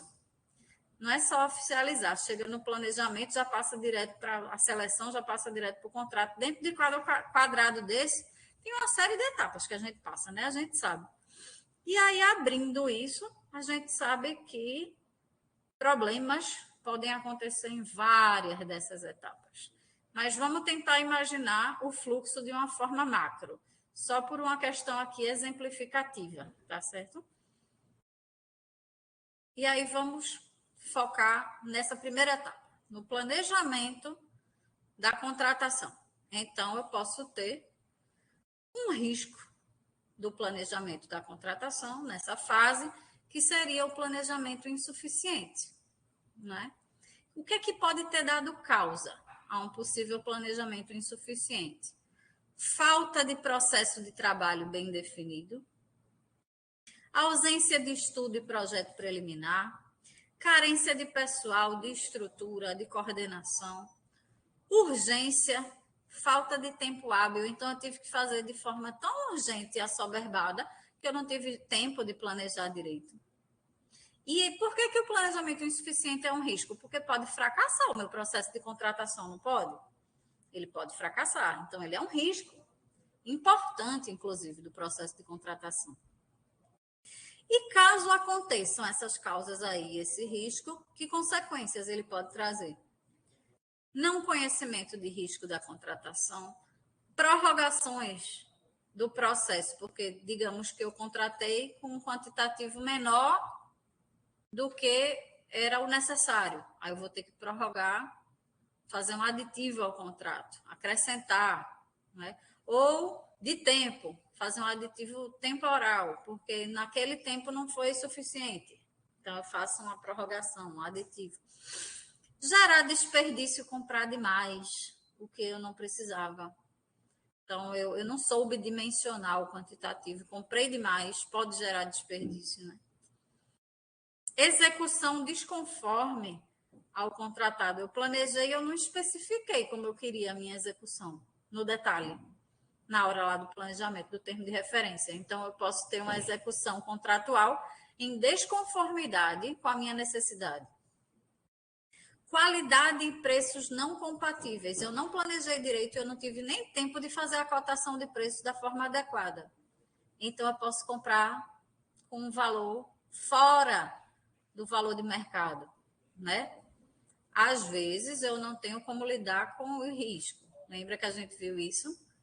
Então, por exemplo, numa situação de pandemia, a gente lidou com uma flutuação de preço enorme, mas mesmo assim a gente teve que contratar, porque a gente estava passando por uma carência enorme dos próprios insumos, não só aqui no Brasil, de insumo, de equipamento, de uma série de coisas, e a gente precisou lidar com essa realidade, né? Então, aí esses preços não compatíveis, naquele momento era um risco que a gente não podia não lidar com ele, a gente teve que lidar com aquela realidade. Mas num contexto que não seja aí de emergência como a gente viveu, a gente pode ter esse cuidado, né? E a gente tem, em geral, esse cuidado com a qualidade. Então, eu posso pedir a amostra, por exemplo, então, de um item. Então, eu vou comprar caneta para a administração pública, eu vou pedir uma amostra para ver se ela escreve direitinho, né? Ou se ela não vem seca, a caneta. Ou seja lá o que outra coisa, uma coisa que a gente comprou na pandemia, avental, para proteger quem está na linha de frente lá, do enfrentamento à pandemia. Mas ele deixa passar as partículas, digamos. Eu contratei, eu pego uma amostra e o tecido é tão fininho que as partículas todas passam pelo tecido. Então, eu não garanti a qualidade, né? Mas se eu pedir a amostra, eu não vou desperdiçar o dinheiro público, não é verdade? A missão não alcançada, o objetivo não realizado, a contratação não se realizar, né? E o aumento na possibilidade de conluios, que a gente viu aqui. outras causas. E que formas de controle a gente pode ter? Que ações de controle a gente podia ter frente a esse risco de planejamento insuficiente? Formalizar um processo de trabalho, né? Então, como é que se planeja? Eu tenho uma cartilha que ensina como é que faz um termo de referência. Eu tenho uma cartilha da instrumentalização de um processo licitatório. Né? É uma medida de controle importante, para que eu garanta que alguns passos do planejamento da contratação sejam seguidos. Estudos de viabilidade técnica, né? Então, a depender do objeto, eu preciso de alguns estudos de viabilidade. Um plano de trabalho bem desenhado, e aí casos que necessitam de um plano de trabalho bem especificado, bem delimitado. TR e projeto básico bem definido, com tudo que ele tem dentro, tudo que ele compõe, bem delimitado. Plano anual de compras, né? Isso dentro de um plano conluio, Roberto. É aquilo que a gente falou, que é uma forma de resistência, não é? Para que aquilo aconteça, para que aquilo se efetive. Né? Então, eu posso ter formas de resistir àquilo, de boicotar aquela ação, de fazer com que aquilo não aconteça. Isso é o que a gente está chamando aí de conluio. Especificação deficiente. Causa para um problema como esse, um risco de especificação deficiente. Responsável pelo planejamento da contratação não detém competência para a execução da atividade. Então, eu sou o responsável por aquela ação, mas eu nem conheço direito o que eu estou contratando. Eu nem sei direito sobre aquilo, mas fui eu que planejei. E aí, se eu não sei especificar direito, né? Se eu não tenho a expertise, eu vou especificar mal. Se eu especificar mal o que eu quero contratar, o que é que vai acontecer? Vão me entregar a coisa errada, né? Não necessariamente aquilo que eu contratei. E a consequência? Indefinição do objeto, dificuldade de obtenção da solução necessária para o atendimento da minha demanda, da minha necessidade, diminuição da competição e aumento de custo. Né? Se eu não sei definir bem, se eu não sei especificar bem, o que é que pode acontecer? Eu ter menos gente para disputar. Né? Eu não estou dando ampla competitividade, necessariamente. Ou porque eu especifiquei errado de um jeito, num detalhamento tal, que eu não deixei genérico o suficiente para que mais fornecedores aparecessem, por exemplo. E uma ação de controle para esse risco aí iminente. A alta administração estabelecer que contratações devem ser planejadas por uma equipe multidisciplinar. Então, aqui na Secretaria de Saúde, isso é uma realidade. Né? A gente tem aqui pessoas que, para fazer uma determinada contratação, não basta só, por exemplo, ter o conhecimento de uma pessoa da área administrativa. Então, tem que ter um engenheiro que entenda da aquisição de um determinado equipamento hospitalar. Tem que ter alguém da arquitetura para avaliar o objeto de uma obra, por exemplo. Então, existem conhecimentos técnicos aqui que não só a área demandante, muitas vezes, vai ter expertise por aquela especificação. Então, a gente precisa aí de um conhecimento multidisciplinar em muitos dos objetos que a gente for contratar. Então, garantir que isso aconteça é importante, né? Incluindo pelo menos os papéis de beneficiário, especialista e administrativo. Né? Outro risco, orçamento deficiente. Né?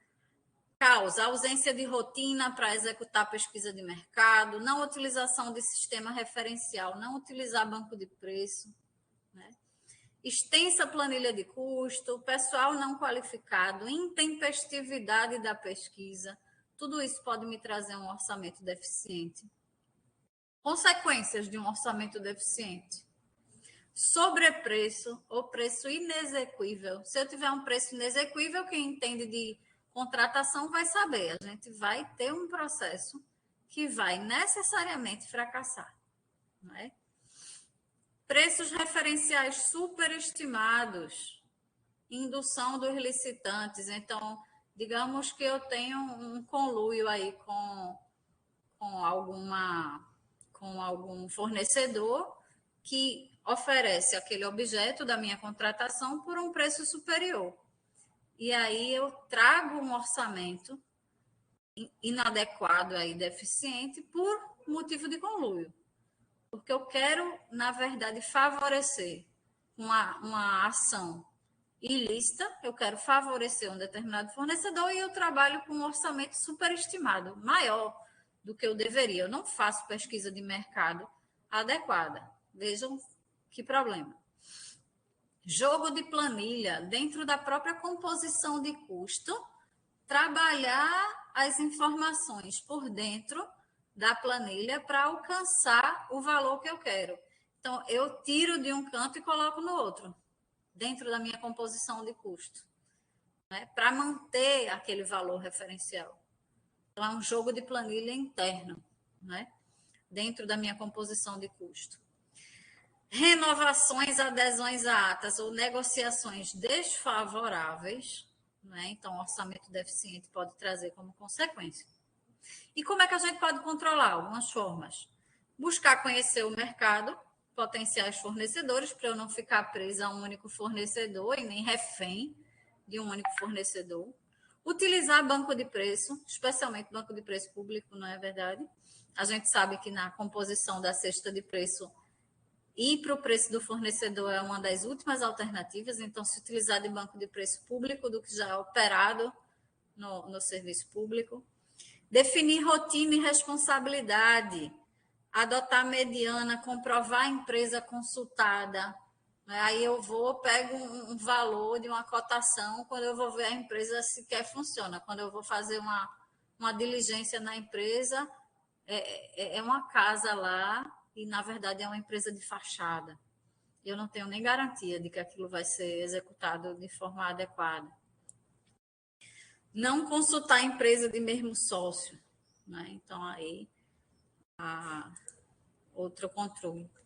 Restrição ilegal à competitividade, causa ausência de parcelamento, exigências excessivas, desnecessárias, onerosas, inadequadas, pouco tempo para a elaboração de proposta dos licitantes, né? Então, se eu dou, na abertura da proposta, o tempo para que quem está participando da seleção seja um tempo muito exíguo, muito curto, eu estou restringindo de alguma forma, né? Eu não estou dando tempo suficiente legal para que aquilo se operacionalize. Então, pode ser que eu esteja fazendo isso para direcionar, né? E aí, restringindo a competitividade ilegalmente, porque a competitividade é aí um dos princípios dos processos de contratação. Não apreciação dos editais pelo órgão jurídico, né? A gente sabe que todo edital precisa passar pelo visto do jurídico, né? Então, seria também uma outra restrição. Consequências, direcionamento, aumento no custo de participação do certame, aumento na possibilidade de conluio, ato antieconômico. Veja, tudo que a gente pode evitar. Como? Controlando. Estabelecer requisito de habilitação com especificação precisa. Observar a regra do parcelamento, se for técnica e economicamente viável.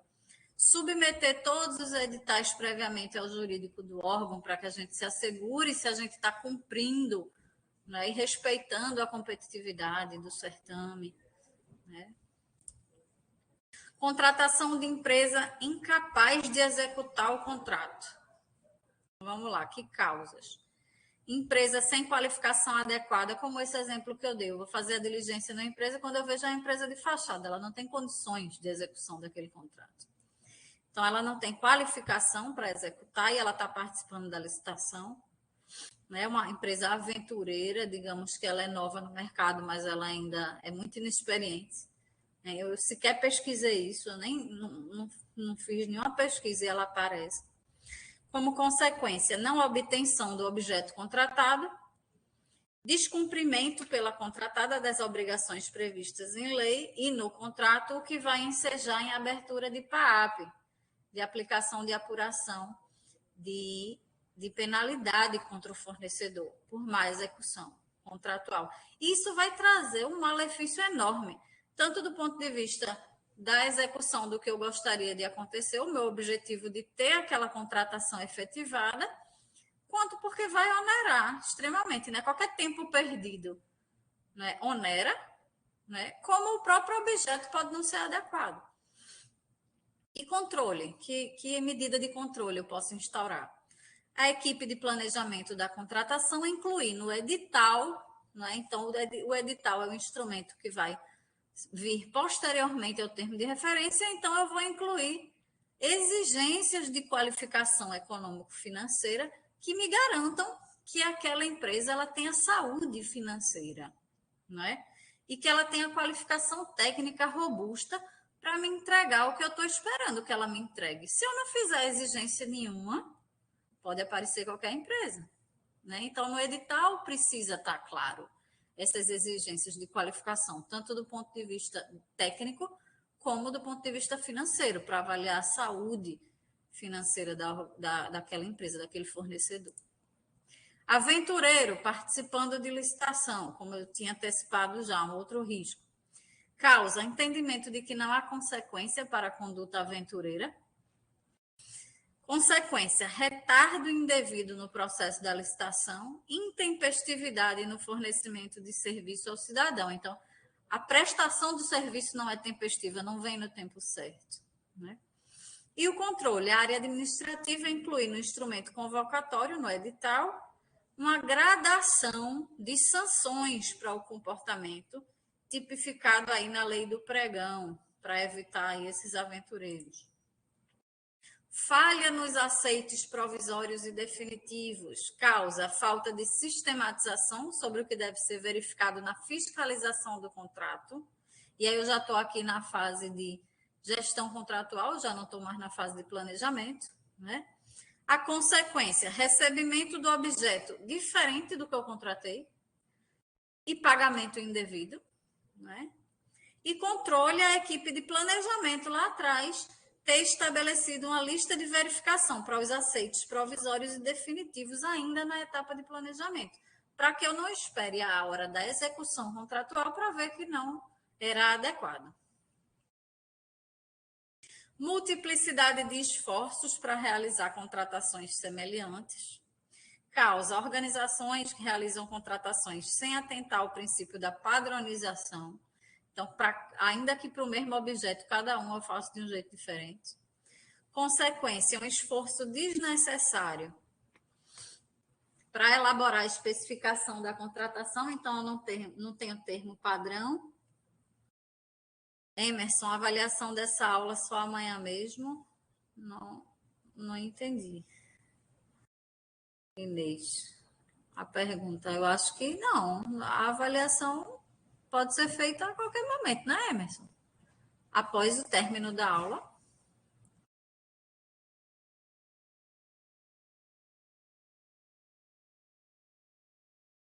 Emerson, responde aí, por gentileza.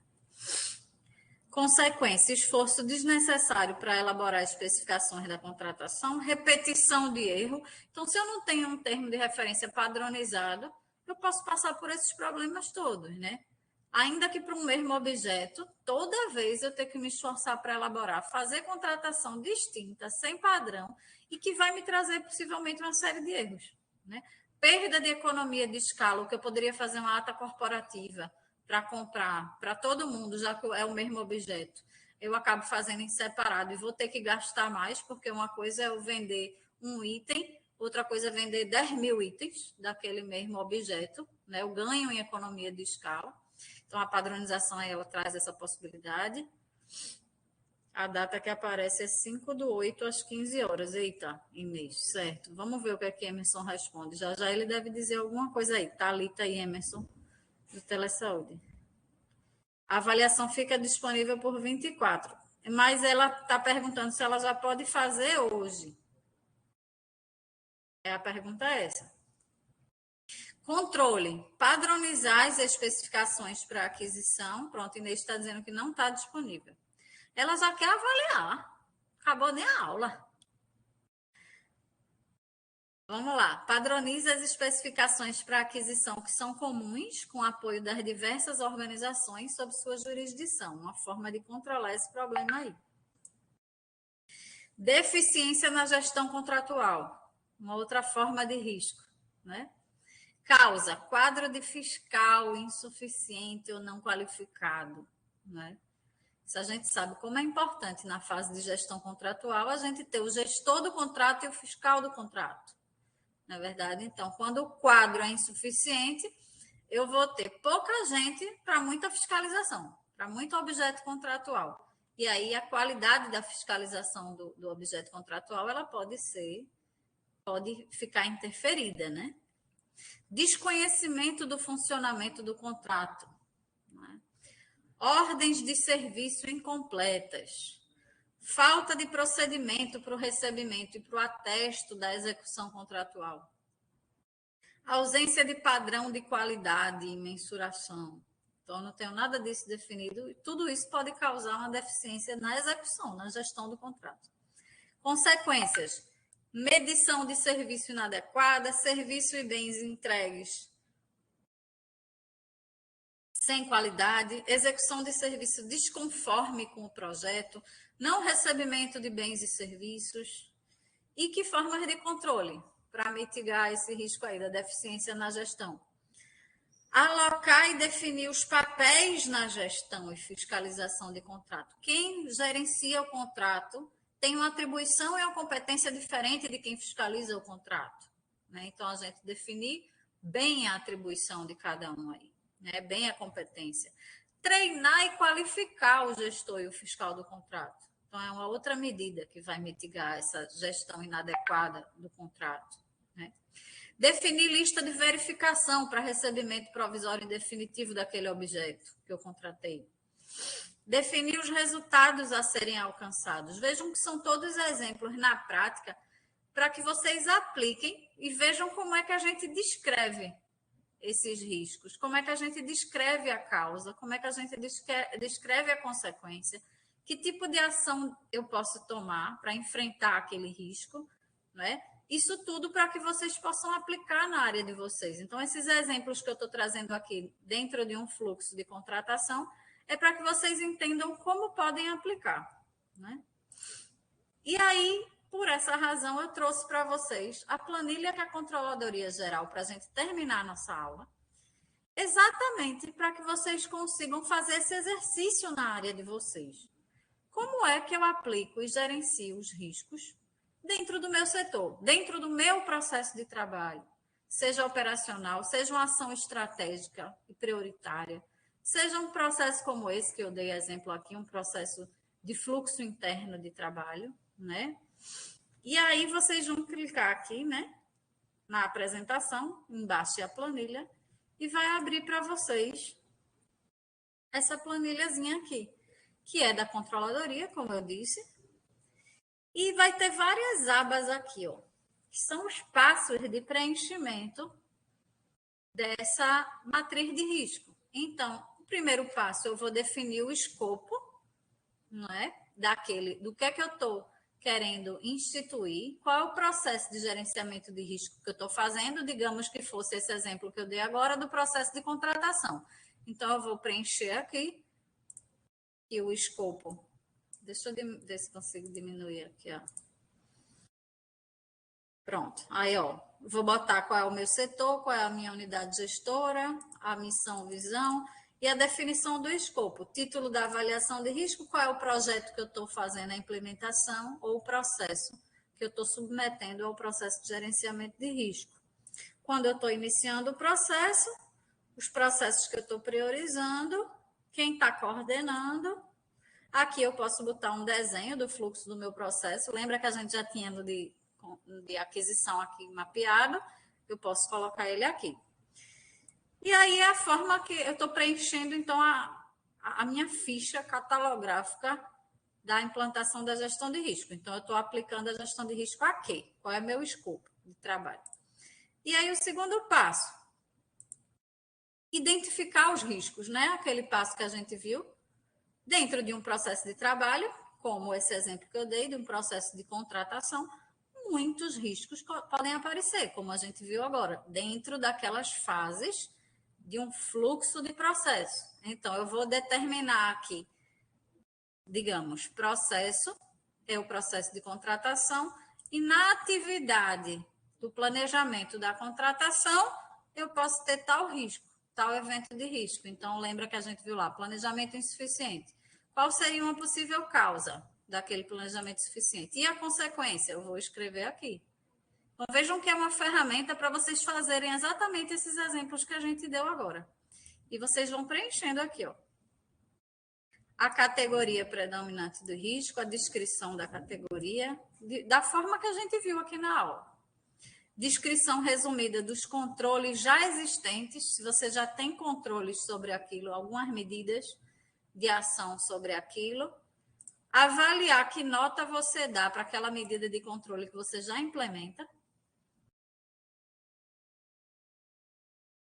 É isso. Aí, quando você vai passando para outra aba, a aba já vem preenchida com algumas coisas que você já preencheu nessas abas anteriores. É uma própria aplicação da ferramenta. E aí, o quarto, depois de identificar o risco, a gente faz o quê? O cálculo do risco, né? Lembra que a gente viu que eu posso já ter um controle estabelecido, mas ainda sobrou algum risco, que é o risco residual. Então, eu vou definir aqui que mesmo eu tendo algum controle, eu ainda tenho um risco residual. Aí, a atividade vai estar preenchida e eu vou definir aqui e avaliar aqui. Avaliar qual a probabilidade da frequência daquele risco residual aparecer e qual o impacto dele aparecer. E que nota eu dou para aquele nível de risco residual. E aí depois eu vou para outra aba, validar o risco. Aqui também vai vir preenchido, porque você já preencheu nas abas anteriores. Aqui você vai avaliar se o risco inerente, qual é a sua avaliação, seu risco de controle e o seu risco residual. E aí essa avaliação, como a gente discutiu, é bem subjetiva, né? Porque é de cada um, é individual, o julgamento é humano. Vai para outra aba, já vai vir preenchido. A definição das respostas ao risco. Então, lembra que a gente viu como a gente vai responder ao risco? Eu já defini lá atrás a probabilidade do risco e o impacto do risco. É um risco alto, com alta probabilidade de acontecer e com impacto também alto, crítico. Então, aí já vai vir preenchido aqui. E que tipo de apetite ao risco eu tenho? Eu tenho um baixo apetite ao risco ou não? Eu tenho um alto apetite ao risco. Eu quero passar por aquele risco. E eu vou colocar aqui.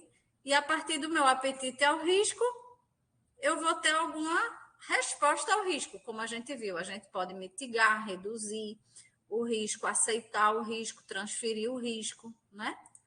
E aí eu vou ter aqui, ó, as respostas ao risco. Vocês vão colocar. E a última é como é que eu vou tratar o risco, né? Plano de tratamento do risco. Eu já defini, eu já avaliei, já coloquei os níveis, já defini o evento de risco. E aí, o plano de tratamento, para quem entende de planejamento, é uma forma de você planejar como você vai tratar aqueles riscos. Você já classificou, já avaliou, já definiu, já identificou. E agora, diante daquele seu controle, da sua ação, você vai classificar que controle é aquele, qual setor que vai cuidar daquele controle, quem vai cuidar daquele controle, quando vai começar aquele controle específico daquele processo para aquela atividade e por quê? E alguma observação. E vejam que tem muitas linhas a planilha, porque sempre aqui vai vir a referência daquelas atividades que você preencheu na primeira aba, porque o fluxo do processo é um fluxo grande. E para cada etapa do processo, você pode ter um problema, um risco. Então, para cada linhazinha que você for preenchendo, ó, podem ter vários. Para cada um deles, a gente vai preenchendo isso. Então, essa é uma planilha de aplicação dessa ferramenta da matriz de risco. Terminado isso, vocês vão ter uma matriz aplicável com um formato de monitoramento já pronto para vocês desenvolverem. Aqui, vocês têm uma definição, está muito pequeno, Das tipologias de risco, vejam que a gente falou de alguns tipos de risco. Lembra que eu disse que a depender do nível hierárquico que a gente está, a gente tem um risco diferente? Pode ser um risco na categoria estratégico, ou pode ser operacional, não é? Mais operacional. Pode ser de integridade. Se aquele risco aparecer, pode afetar a reputação da secretaria, a imagem da secretaria. Então, eu tenho as categorias aqui, né? Do tipo, que categoria é essa? Então, vocês vejam que com o que a gente pediu para preencher lá na frente, tem dizendo aqui que, o que é isso, né? O que mais? Aí eu fecho aqui, vamos ver o outro. No passo 3, o que é que aparece? Identificação e avaliação dos controles que já existem, que vocês já fazem. Então, anota. Se eu botar que o nível de risco é muito alto, anota inexistente ou fraco ou mediano ou satisfatório ou forte, né? E aí vocês vão ver aqui como é que se define. E aí tem aqui, ó, o grau do risco, risco do controle. À medida que você preenche, a planilha já vai preencher isso aqui. E o nível de confiança, a capacidade presumida de mitigação do risco em percentual. Isso para os controles que vocês já fazem. Veja que não chega nem em 100%, né? Cadê aqui uma outra? Na aba 4, o que é que aparece? A escala de probabilidade, do nível 1 ao 10 aqui. Vejam que a gente viu lá na aula, era do nível 1 ao 5, o exemplo da matriz, né? Aqui, do nível 1 ao 10, foi colocado de 2 em 2, né? Pulando de 2 em 2. Probabilidade muito baixa até muito alta. Ou impacto. Cadê aqui? Ou impacto também, da probabilidade muito baixa a muito alta. E aqui aquelas notas que vocês dão, do nível 1 ao 10. E aqui o nível de risco. Risco muito baixo, baixo, médio, alto, muito alto e crítico. Aquele mesmo jeitinho da matriz que a gente viu. Só que aqui eles estão fazendo a matriz com a escala de 1 a 10. E aí vejam aqui, ó. Lembra que a da gente chegava aqui a 25, né? Aqui o risco crítico é 100. Então, essa matriz de vocês vai ficar preenchida no fim, quando conseguirem preencher tudinho lá, aquelas abas. O apetite ao risco. O apetite ao risco. Para cada área, ali eu tenho um apetite ao risco para aquela esfera lá para o operacional, eu vou ter um apetite ao risco muito baixo até muito alto. Então, eu estou disposta a encarar aquele risco. Em que nível, né? Aquilo que a gente já discutiu. E o último é a responsabilidade diante de cada risco daquele. Eu tenho uma categoria, né? Então, operacional, digamos, é um risco operacional. Eu vou ter o nível aqui, eu vou preencher e vai aparecer a responsabilidade primária. Quem é que vai responder por aquilo? Então, eu vou ter essa categoria de controle. Então, vejam que ela é uma planilha bem intuitiva para vocês preencherem tudo que a gente viu aqui de conceitos. Então, é uma forma de vocês aplicarem na prática o que a gente viu aqui. Então, pessoal, era isso que a gente tinha para conversar hoje. Não é? Já são 3h20, estamos em 113 minutos de conversa. E era isso que a gente tinha para mostrar para vocês sobre a implantação da gestão de risco. Vejam que isso é tudo muito novo, como eu coloquei, apesar da legislação e a exigência já ser anterior, isso é um processo novo. E, assim, com satisfação, a gente está começando a implantar aqui na Secretaria de Saúde agora essa gestão de risco. A área de controle interno está aplicando em um processo agora, que é o processo de prestação de conta de suprimento individual, e também já está fazendo uma sensibilização com a área da regulação sobre a implantação da gestão de risco, e a DGMOG também com o apoio da área de controle interno, especialmente a gerência de transparência e gestão de risco também daqui.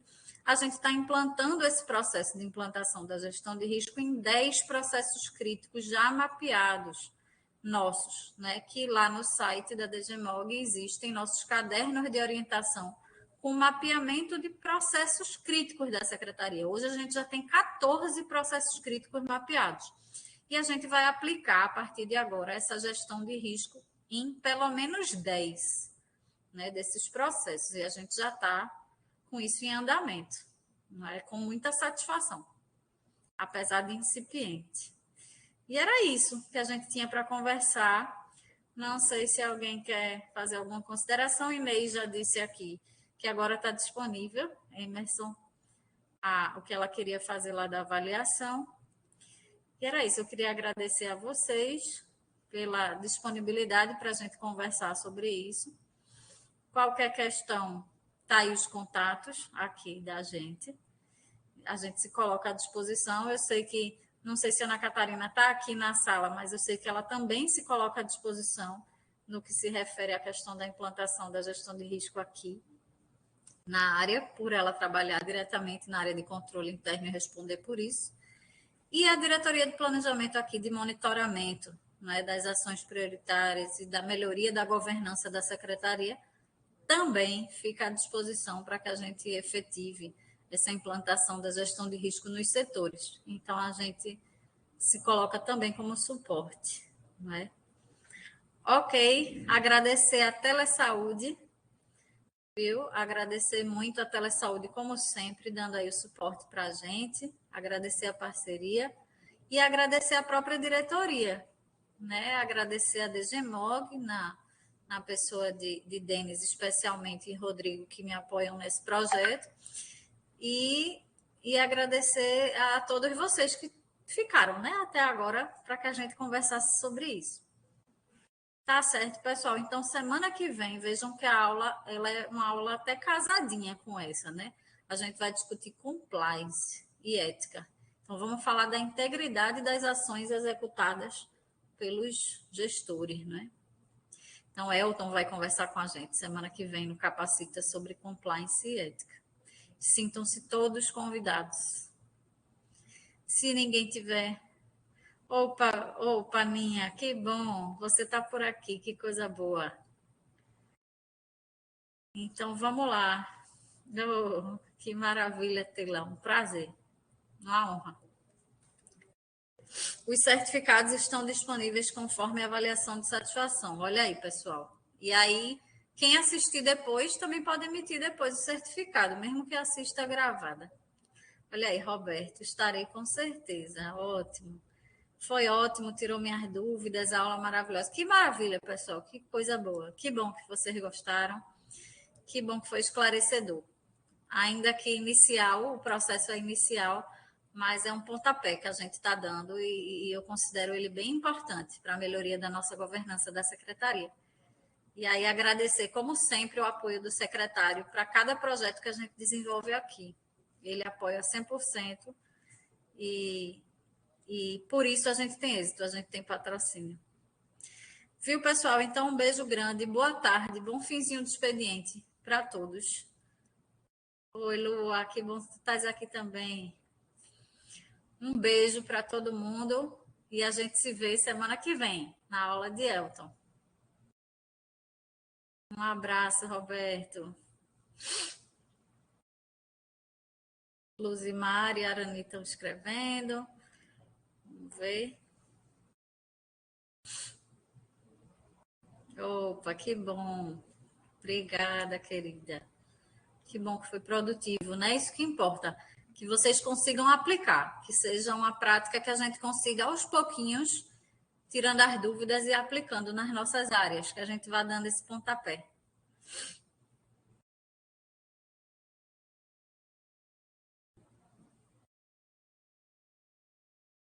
Irani está escrevendo. Opa, boa tarde, Irani. Então tá joia, pessoal. Um beijo grande para todos e até semana que vem. Tá bom? Abraço.